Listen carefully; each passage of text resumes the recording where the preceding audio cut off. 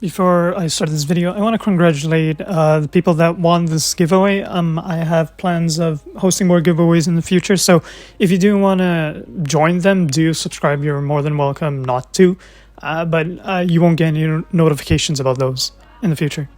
Now, for those people that don't know, I recently put out a video talking about the Tanki Online helper that was basically abusing Phoenix augments in matchmaking battles. And this is kind of a follow-up and more of a conversational video that I want to have with you guys. There's certain questions that I do have about this, and I feel like you, the viewers, might have the answer to them because I can't seem to wrap my head around it. I believe in freedom of speech and freedom of thought, and I feel like you might also understand what I'm coming from. Now, I'm not gonna exactly target her, I'm more so gonna target the ideology that they're going with right now. A lot of people might have a bunch of questions or a bunch of counter arguments, which I will be talking about in this video. Now, as a completely bystander, from what I'm seeing is that Valorant, or should I say the main Alternativa tester, basically uses her augments, well, these unreleased Phoenix augs that no one has, and abuses them in MM. Now, my thought process through this is that, let's say you are a player that hasn't played Tanki Online for 3 to 5 years, and you've decided to, come back to the game and, test it out, and then you run into her. Well, her 3-man squad clearly abusing meta. Now, a lot of people might argue that, well, she's just testing those augments, which I don't have a problem with. If you're testing an augment like how OPEX does to give us small little teasers about an upcoming augment, don't do it with a 3-man group. If you're gonna do it like for maybe 3-4 games. Like, you have her streaming with her AI slop on her streams like 3 to 4 hours a day, and then after the live stream's done, she puts them all on private, which doesn't make sense. Well, not talk about the leak of Fire Phoenix, because we already know what that does now. I'll actually put that up on screen right now.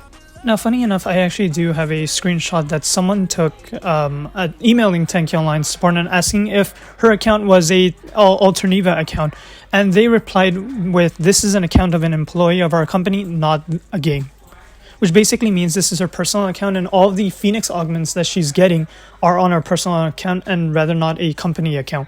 I think it's personally unfair for most players, but some might argue that, it's fair because, well, she's one of the head testers for Tanki.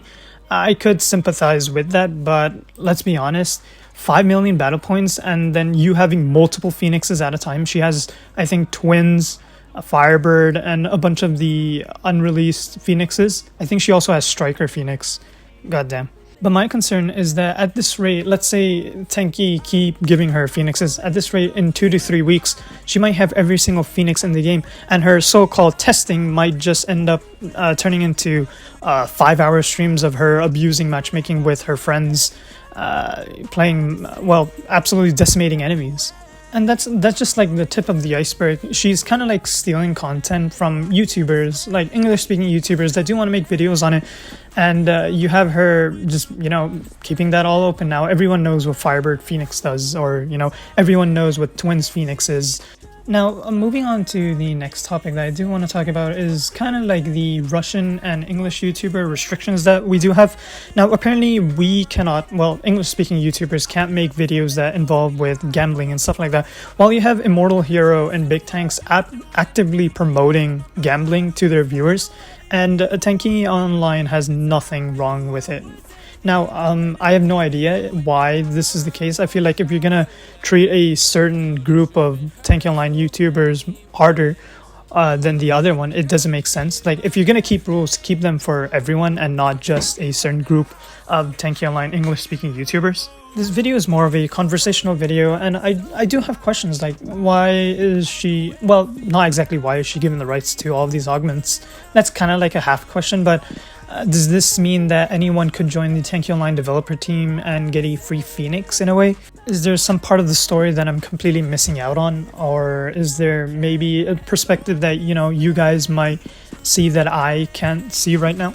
I wanted to keep this video very, very civil and more so not exactly call out, but rather question the current stance of what Tanki Online is doing with their content creators right now. And that's kind of like all my thought I have for now. I feel like I don't think I will make a second part depending if Tanki Online do kick me out of the YouTube program. I'm hoping that's not the case because, you know, I'm just addressing a few things that I'm seeing with my own eyes. Anyways, I'll probably end this video now. I'll see you guys all in another video. Peace out.